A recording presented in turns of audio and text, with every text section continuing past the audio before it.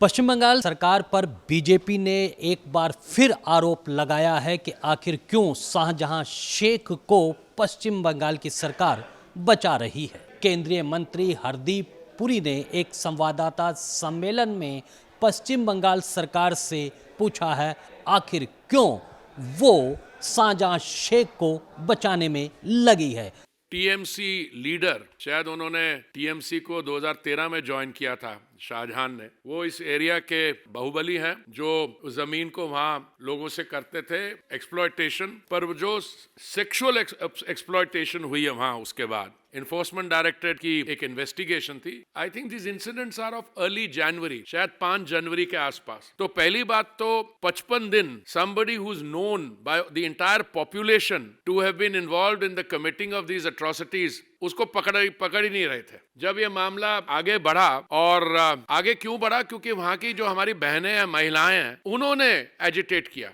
संदेश थाली में जो कुछ भी हुआ उससे किसी का भी सिर शर्म से झुक जाएगा, लेकिन यहाँ की टीएमसी सरकार को आपके दुख से कोई फर्क नहीं पड़ता। टीएमसी सरकार बंगाल की महिलाओं के गुनहगार को बचाने के लिए पूरी शक्ति लगा रही है। तो पश्चिम बंगाल से बड़ी खबर ये आ रही है कि सीबीआई को सौंप दिया गया है शहजाद शेख को, और इसी पर बात करते हैं इलेक्शन मंत्रा के कार्यकारी संपादक विक्रम उपाध्याय जी से। विक्रम जी, आपसे मैं ये जानना चाहता हूं कि हाई कोर्ट को दोबारा दखल देना पड़ा और सुप्रीम कोर्ट ने याचिका को सुनने से मना किया, उसके बाद कहीं जाकर ये गिरफ्तारी को सौंपा गया है सीबीआई को। कैसे देखते हैं इसको? देखिए, ममता बनर्जी लगातार ऐसा ही जो है वो प्रयास कर रही हैं। केंद्रीय कोई जो आती है एजेंसी, चाहे सीबीआई हो चाहे ईडी हो, तो हर बार वो कोशिश करती हैं कि वह इस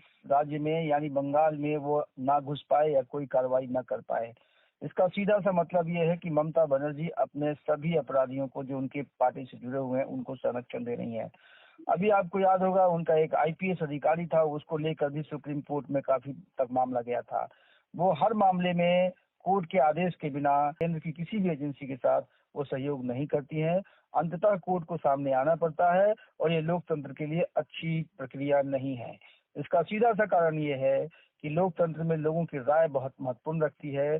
अगर संदेश खाली की महिलाएं अगर किसी को आरोपित बना रही हैं या कह रही हैं कि उनके साथ बलात्कार हुआ, तो राज्य की पुलिस का पहला जो कर्तव्य था वो उनको गिरफ्तार करता, उनको कोर्ट के सामने पेश करता।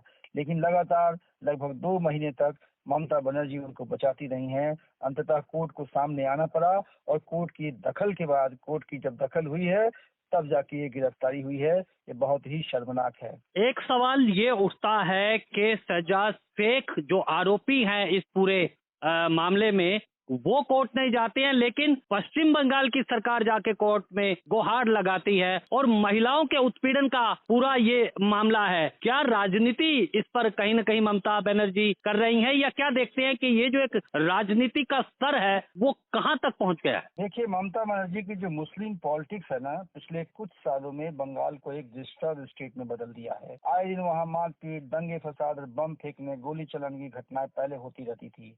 अधिकतर घटनाओं में देखेंगे टीएमसी के मुस्लिम नेताओं की संलिप्तता होती थी। शाहजहां शेख जैसे कई नेता ममता राज में संरक्षण प्राप्त करते रहे हैं।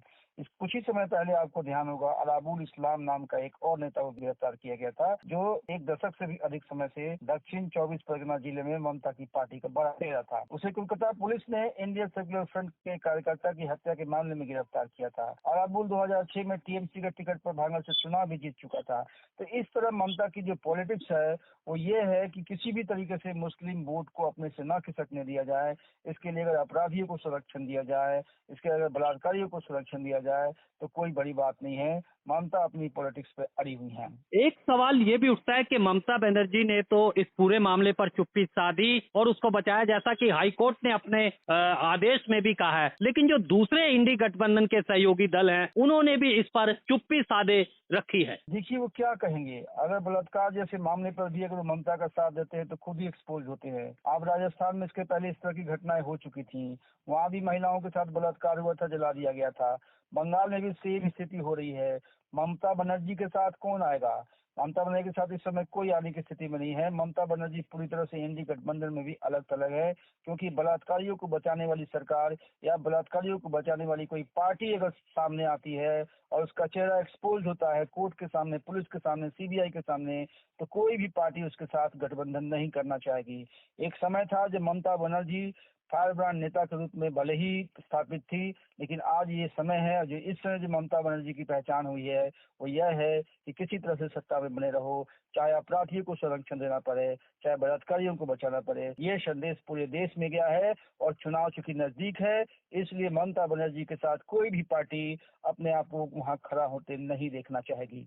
ममता बनर्जी जिस तरह से अलग थलग पड़ रही है और ये देखने में ये भी आ रहा है कि इंडिया गठबंधन के जो भी सहयोगी दल हैं वो कहीं न कहीं अपना राग अलाप रहे हैं। अब ये जो एक किस तरह की राजनीति सामने आ रही है, क्या आपको ये लगता है कि जिस तरह से चुप्पी है ये किस तरह से लोकसभा चुनाव पर असर डाल सकती है? देखिए, चुप्पी तो देखिए स्टेट लेवल पे नहीं है। आप वहाँ देखेंगे अधीर रंजन चौधरी लगातार कह रहे हैं कि ममता बनर्जी गुंडों को पाल रही हैं। ये चुप्पी जो है वो कांग्रेस के केंद्रीय नेतृत्व के सामने है, राहुल गांधी के सामने, सोनिया गांधी के सामने, प्रियंका गांधी के सामने है, वो इस पे खामोश बैठे हुए हैं। लेकिन आप स्टेट में जो लोग बैठे, कांग्रेस के लोग भी हैं, वामपंथी लोग भी हैं, वो तो लड़ेंगे। उनको मालूम है कि अगर इस समय ममता बनर्जी का साथ दिया तो उनका राजनीतिक जीवन, उनका राजनीतिक कैरियर चौपट हो सकता है। ममता बनर्जी के साथ भले ही केंद्र के नेता और जो बाकी जो गठबंधन के नेता हैं वो ना खड़े हो या उनके विरोध में ना बोले, लेकिन आप देखेंगे कि इस तरह से पश्चिम बंगाल में कांग्रेस भी जो है वो दो धारे में बढ़ती हुई दिखाई दे रही है मुझे। स्टेट कांग्रेस जो है इसका विरोध कर रही है और जो है केंद्रीय कांग्रेस के नेता जो है उसका मूक समर्थन कर रहे हैं। जी बिल्कुल सही कहा कि कांग्रेस जो है प्रदेश में जिस तरह से राज्यों में कांग्रेस का नेतृत्व है वो मुखर हो रहा है, नहीं चाहता है, लेकिन जो राष्ट्रीय नेतृत्व है वो समझौते कर रहा है, घुटने टेक रहा है और यही स्थिति जो है वो ममता बनर्जी की है। बहरहाल बहुत बहुत शुक्रिया पूरी जानकारी देने के लिए। तो एक बड़ी राहत की खबर है कि हाईकोर्ट के दखल के बाद आखिरकार साजिद शेख को सीबीआई को सौंप दिया गया है और 2 एफआईआर और उस पर अतिरिक्त दर्ज की गई है। संदेश खाली का मामला अब पश्चिम बंगाल और केंद्र के बीच आपसी लड़ाई का भी बनता जा रहा है। क्या संवैधानिक संकट का ये मामला केंद्र सरकार कोई कार्रवाई करके सुलझाएगी? मुझे मेरे सहयोगी सर्वजीत के साथ दीजिए अनुमति और आप बने रहें इलेक्शन मंत्रा के साथ।